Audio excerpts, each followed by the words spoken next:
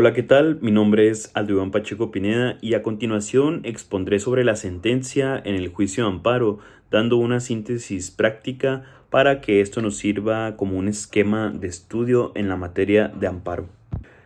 ¿Qué es la sentencia? La podemos definir como un acto por el que el tribunal resuelve un asunto. De eso se trata, de resolver. Si entra en el fondo, se decide y adopta la solución justa con base a lo que dicta la ley.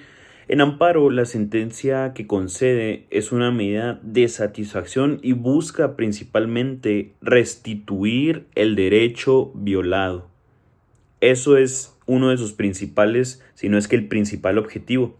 También se denomina sentencia a todo aquel documento que contiene el fallo.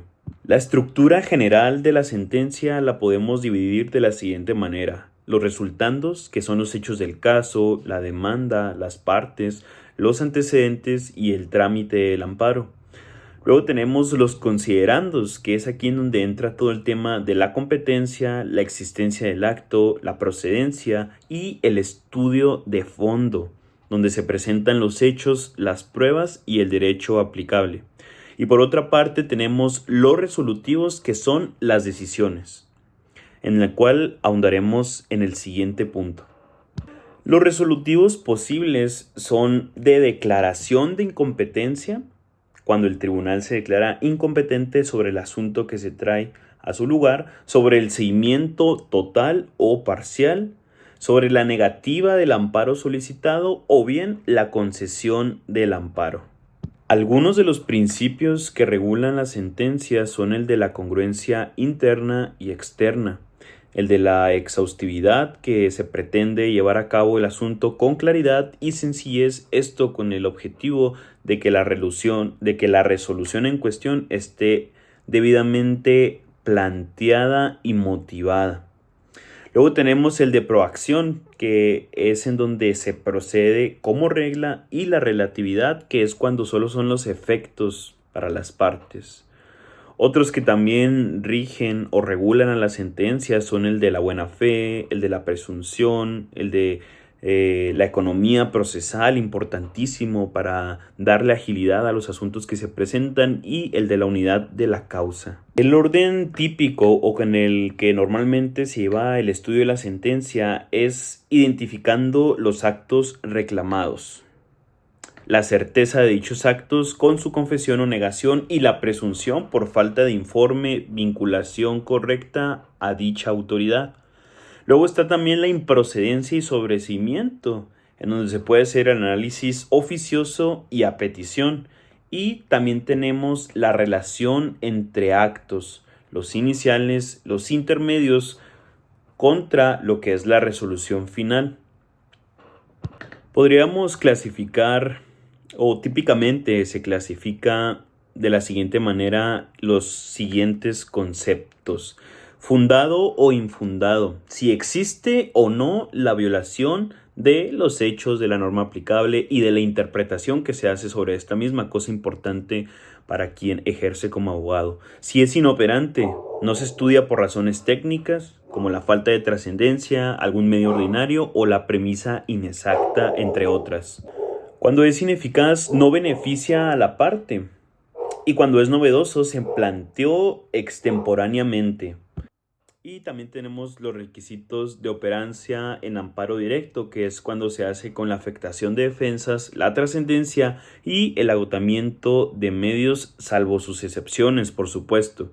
A continuación haré una comparativa entre el amparo directo y el indirecto con respecto a algunos aspectos. En cuanto a su objeto, en el amparo directo se impugnan sentencias, laudos o resoluciones que ponen fin al juicio, mientras que en el indirecto se impugnan actos fuera del juicio, actos intraprocesales o normas autoaplicativas, entre otras. Luego también el órgano que conoce el amparo directo son los tribunales colegiados de circuito, mientras que en el indirecto son los jueces de distrito o los tribunales unitarios según la materia. En el aspecto de la suplencia por vicios procesales, tenemos que en el amparo directo está prohibida si existe un vicio de fondo que daría un amparo de mayor efecto. y esto pues es con el objetivo de evitar un reenvío, mientras que en el otro no hay una prohibición expresa y se rige por el principio del mayor beneficio. La notificación y recursos en el amparo directo se da con ciertas resoluciones en donde se notifican personalmente cuando procede revisión con algunas reglas en específico, mientras que en el indirecto se hace una revisión en supuestos legales, lo cual queda ejecutoria al quedar firme. La manera en la que se dictan las sentencias en los tribunales colegiados es con la ponencia cuando se elabora el proyecto y se lista para la sesión, en donde se rige por el principio de publicidad mínima. Luego está la sesión pública, en donde se cuenta del asunto, la deliberación y la votación. Si hay mayoría, se declaran puntos resolutivos y si no, se aplaza o se turna a otra ponencia, perdón. Y por último, existe el engrose, que son las firmas y registro para posterior notificación. El mundo del amparo es vasto y extensivo. Existen muchísimos elementos que han de ser estudiados y analizados. Pero yo me atrevería a dar una conclusión muy sencilla. La sentencia de amparo debe ser lo suficientemente clara para que las personas puedan entender cuál es el fallo, cuál es la sentencia que se les está dando. Debe de ser congruente y, por supuesto, estar lo suficientemente exhaustiva para que se puedan definir con precisión los efectos de dicha sentencia, ya que con ello hemos de considerar que entran en juego los derechos fundamentales de las personas. Muchísimas gracias.